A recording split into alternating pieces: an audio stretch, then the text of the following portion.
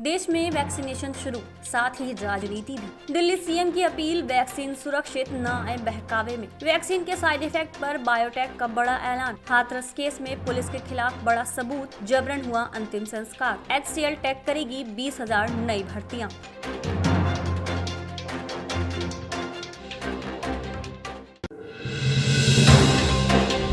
पूरे देश में आज कोरोना वैक्सीनेशन की शुरुआत के साथ ही इस पर राजनीति भी शुरू हो गई है। जहां पीएम मोदी ने पूरे देशवासियों को इस उपलब्धि पर बधाई दी, तो वहीं कांग्रेस नेता मनीष तिवारी ने वैक्सीन को लेकर सरकार पर निशाना साधते हुए पूछा कि कोई जिम्मेदार नेता पहले इस वैक्सीन को लगवाने के लिए आगे क्यों नहीं आ रहा है। अगर नेता ऐसा करते हैं तो वैक्सीन पर जनता का विश्वास बढ़ेगा। बता दें कि आज वैक्सीनेशन को शुरू करते वक्त पीएम मोदी ने भावुक होकर कहा था कि कई भाई अस्पताल से वापस नहीं लौटे।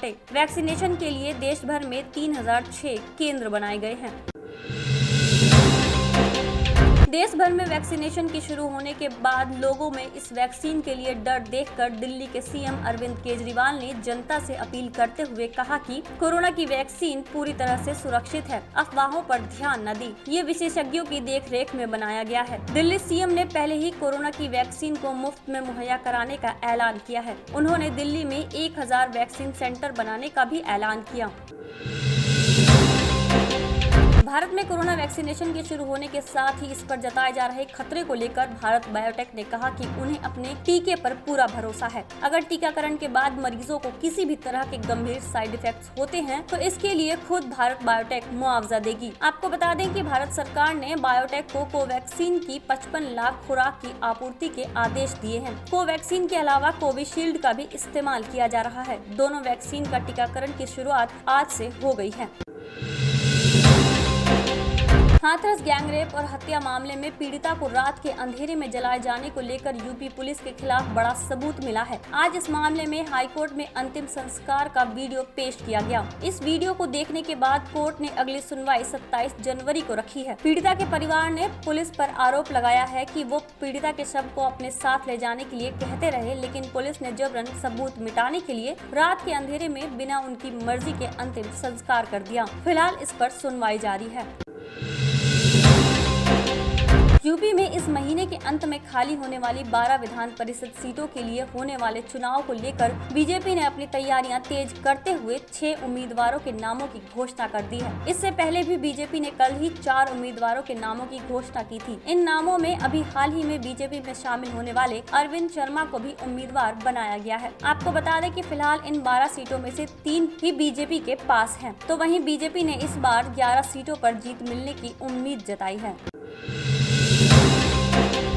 भारत से आतंकवाद का सफाया करने में लगी सेना के जवानों को उत्तरी कश्मीर कुपवाड़ा जिले के लोलाब के जंगल में बने एक आतंकी ठिकाना का पता चला है, जिसे सेना ने तबाह कर दिया। इस आतंकी हाइडआउट गुफा में AK-47 की मैगजीन, AK-47 की 15 राउंड गोलियां, 2 हैंड ग्रेनेड, 1 दूरबीन, 1 कंपास, 1 वायर कटर और 1 मैप बरामद हुआ है। हालांकि यहाँ किसी आतंकी के होने का कोई सुराग नहीं मिला, लेकिन इन हथियारों के मिलने के बाद सेना ने अपना सर्च ऑपरेशन तेज कर दिया है।